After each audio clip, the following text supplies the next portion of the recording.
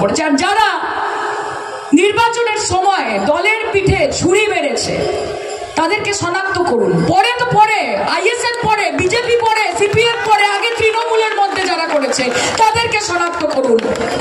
যারা শওকত মোল্লার সামনে বলেছে যে দাদা তোমার সাথে আছি, তুমি এগিয়ে চলে যাওয়ার পরে বলেছে কে শওকত মোল্লা চিনি না, আমি এখানকার বড় নেতা, তাদেরকে শনাক্ত করুন, তাদেরকে আগে বার করুন। গদ্দার হাটাও, ভাঙর বাঁচাও। গদ্দার হাটাও, ভাঙর বাঁচাও। সিপিএম, বিজেপি, আইএসএফ এরা পরে হবে, আগে নিজের দলের ভেতরে যে গদ্দার গুলোকে আছে তাদেরকে শনাক্ত করতে হবে, তাদেরকে ছুঁড়ে ফেলতে হবে। তবে 1 লাখ কেন, ভাঙরের মানুষ 2 হাত ভরে আশীর্বাদ করেছে। সবাই যখন বলেছিল যে ভাঙর কি দেবে, 2 দেবে, 5000 দেবে, 200 দেবে, 500 দেবে, আদৌ কিছু দেবে? আদৌ আমি দাদা দল তৈরি হয় না, আপনাদের দিয়ে দল তৈরি হয়। কাজে আপনারা যতদিন আমাদের সঙ্গে আছেন, কারণ ক্ষমতা আছে, মমতা ব্যানার্জি का बाल भी बांका नहीं कर सकेंगे। आप कौन है भाई? है कौन? পার্লামেন্টে গিয়ে যদি মোদির সামনে আমরা এটা বলতে পারি তাহলে কি নওশাদ সিদ্দিকী, হু ইজ নওশাদ সিদ্দিকী? কি নওশাদ সিদ্দিকী? মমতা বলছিল যে কোনোদিন বিজেপির নামে দুটো খারাপ কথা বলে না বিধানসভাতে। আরে বিজেপিকে ছেড়ে দাও ভাই, ভাঙড়ের উন্নয়ন নিয়ে কটা কথা বলে, কটা জিরো আর কটা কোয়েশ্চেন আওয়ার, কটা প্রশ্ন তোলা, কটা রাস্তা, কটা জল, কটা ঘাট, কটা বাঁধিয়েছে, কি করেছে, কটা হসপিটাল গেছে, কটা স্কুল, কটা কলেজ, আমি জানতে চাই। বিধায়ক নামে বিধায়ক, কামে বিধায়ক নয়। নামে বিধায়ক, কাম সে কুছ কাম নেই হ্যায়, সির্ফ নাম সে নাম হ্যায়। কাজে এই নাম যে মানুষের পাশে থাকতে পারে না, যে মানুষের কাজে লাগতে পারে না, সেই নাম থাকার থেকে সেই নাম মুছে যাওয়া ভালো, এবং দায়িত্ব নিয়ে আপনাদেরকে সেই নামটা মুছতে হবে ভাঙড়ের মাটিতে। নমস্কার, আমি স্নেহাশ্রী বলছি, আর আপনারা এই মুহূর্তে দেখছেন বাস্তব নিউজ। দেখুন সেই এক্সক্লুসিভ খবর শুধুমাত্র বাস্তব নিউজের পর্দায়। শাইনি গদ্দার হাটাও, ভাঙর বাঁচাও এর আরাবুল ইসলাম অনুগামীদের ছাগল বলে কটাক্ষ শওকত মোল্লার। দক্ষিণ 24 পরগনা জেলার ভাঙর সমামঞ্চ থেকে দলের শওকত মোল্লা। অন্যদিকে গত কয়েকদিন ধরে ভাঙরে আরাবুল অনুগামীদের মধ্যে এবং সোনা অনুগামীদের মধ্যে তৃণমূলের গোষ্ঠীদ্বন্দ্ব প্রকাশ্যে আসে। আরাবুল অনুগামীদেরকে মারধর, গাড়ি ভাঙচুরের ঘটনা ঘটে ভাঙরে। সমস্ত ঘটনার অভিযোগ ওঠে শওকত মোল্লা এবং তার অনুগামীদের বিরুদ্ধে।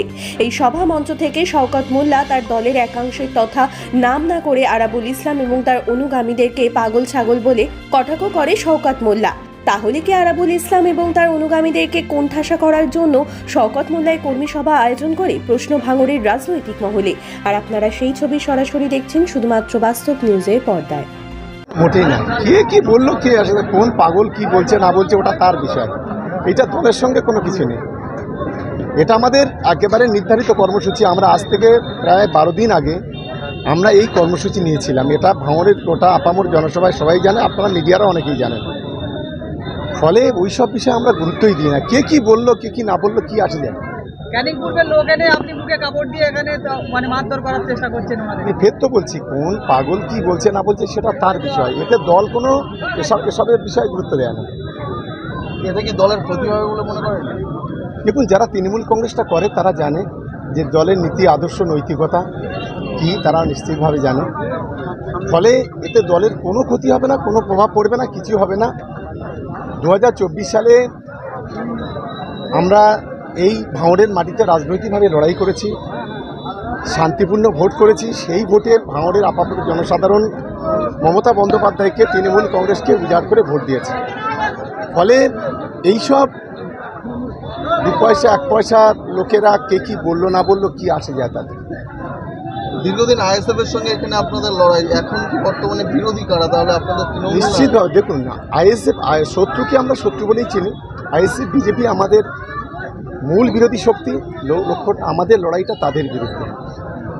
আমাদের নিজেদের মধ্যে কোনো তৃণমূল কংগ্রেসের মধ্যে কোনো লড়াই আছে বলে আমি অন্তত ব্যক্তিগতভাবে মনে করছি না। আজকের যারা এই ধরনের কথাবার্তা বলছে, দেখুন 2024-এ তারা কেউ দলের সঙ্গে ছিল না, তাহলে এসবে কেন আমরা গুরুত্ব দেব? হ্যাঁ, শাইনি কি হচ্ছে? শাইনি ঘোষ আজকে প্রকাশ্য মঞ্চ থেকে বলো নওশাদ বা বিরোধীদের বাদ দেওয়া আগে গদ্দার চিহ্নিত করো, গদ্দার হটাও, ভাঙড় বাঁচাও, এই যে স্লোগানটা উনি দিলেন, এটা গোটা বাংলা জুড়ে আমরা বলছি তো, গদ্দার হটাও বাংলা বাঁচাও, গদ্দার হটাও সাউথ 24 পরগনা বাঁচাও। যারা দলের নাম বিক্রি করে যারা পিছন থেকে গদ্দারি করে তারা তো গদ্দারি। মির্জাপুরের নাম তো আজকেও কেউ বাংলা থেকে ভুলে যায়নি। সেই ধরনের মির্জাপুরও আছে সব জায়গায়, সব দলে আছে, শুধু আমাদের দলে নয়। এদেরকে চিহ্নিত করতে পারলে আগামী দিনে বাংলা একটা শান্তিপূর্ণ জায়গায় যাবে, ভালো জায়গায় যাবে। আমাদের চ্যানেলটি যদি ভালো লেগে থাকে তবে লাইক, কমেন্ট, শেয়ার ও ফলো করতে অবশ্যই ভুলবেন না। ধন্যবাদ।